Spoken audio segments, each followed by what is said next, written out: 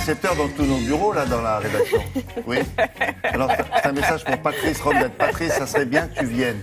Patrice, Voilà, si tu nous entends, viens. Non, mais il nous entend sûrement. Voilà. On va s'intéresser maintenant avec Sylvie Adika à ce qui s'est passé hier. C'était l'inauguration de la Cité du Vin à Bordeaux. Alors, c'est pas facile hein, de parler de vin parce qu'on n'a pas le droit. Non. Oui, mais ça, c'est la Cité.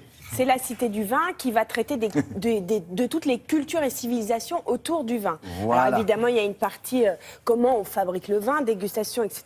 Mais il n'y a pas que. Et moi, je me suis intéressée évidemment au bâtiment. Le bâtiment, il a été réalisé par l'agence Ixtus, c'est Anouk Legendre et Nicolas Desmazières, et c'est un bâtiment exceptionnel. Voilà, ça, on fait waouh. Ça ressemble à quoi Alors, de loin ça ressemble, certains diront une carafe à décanter, un verre pour déguster le vin. Et en fait, l'idée, c'est vraiment le mouvement. Regardez, vous voyez, oui. Carafe à décanter, vous avez raison. C'est un.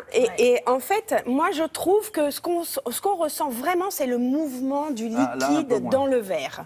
Et c'est leur propos. C'est gigantesque. C'est énorme. C'est un bâtiment énorme, sur plus de 8 étages. 7e étage, vous avez, enfin, avant-dernier étage, vous avez un restaurant gastronomique et un restaurant panoramique qui a une vue sur toute la Garonne parce que l'emplacement aussi est extrêmement important. On la voit, la Garonne, oui, parce droite, que avec l'histoire du vin, on amenait, c'était marchand. La Garonne était un site marchand pour ramener ou faire. Ah, voilà Patrice. Ah bah il a entendu alors. T'as la télé dans ton bureau, c'est bien.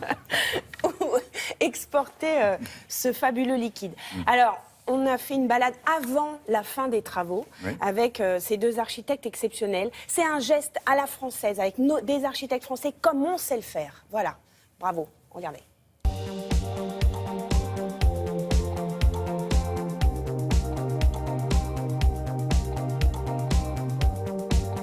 Alors la Cité du Vin est située à l'entrée de la ville de Bordeaux, au bord du fleuve. Au niveau du concours, on a été assez rapidement imprégné par le lieu. Et on s'est retrouvé dans les brumes au pied du site, près de la Garonne, où il y avait à la fois l'élément liquide et l'élément vaporeux des brouillards. Donc tout de suite on s'est dit, le projet ça va être à la fois du liquide et de l'évanescent.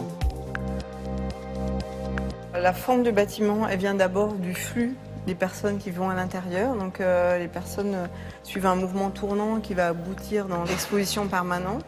Et autour de ça, on a construit une forme qui part du sol et qui est tout arrondie et fluide et qui va jusqu'en haut du belvédère.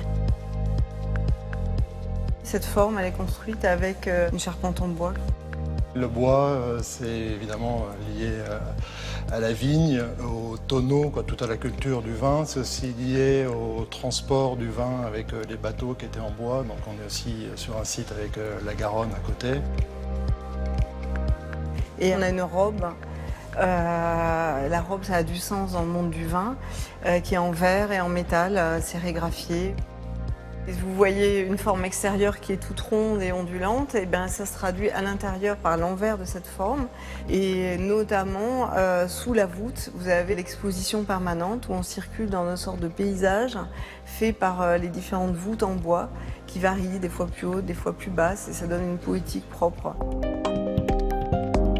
Donc c'est lié effectivement au flux liquide du vin de la Garonne, mais c'est aussi lié au flux du visiteur qui va rendre visite à cette cité et qui va arriver et lui-même va être pris dans un mouvement tournant, ascendant.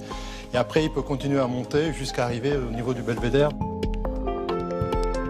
Et où tout d'un coup on retrouve le lien avec le paysage, qui est un lien à 360 degrés, on voit tout. Et donc ça fait le lien entre le vin et son territoire. Il faut que chacun y trouve ce qu'il est prêt à imaginer. Et le vin, on dit, c'est le miroir de l'âme.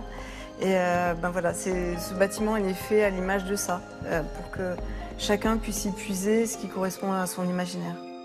En fait. Il y a des bouteilles au plafond, là, ça sert de quoi? C'est un lustre. Un lustre. Oui, c'est là qu'il y a la lumière. C'est très lumineux, c'est magnifique.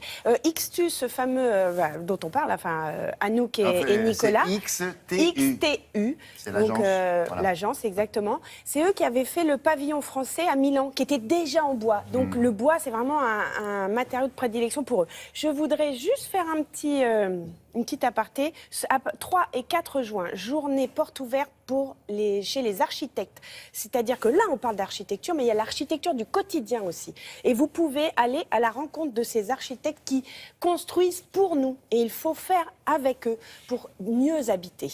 Voilà, c'est organisé par l'Ordre des architectes. Et deuxième chose, parce qu'il y a plein d'événements en ce moment, du 3 au 6 juin, il y a le salon Vivre Côté Sud, qui se trouve à Aix-en-Provence, qui est un très très beau salon autour de la déco. Et là, la thématique, c'est inspiration nature. Waouh!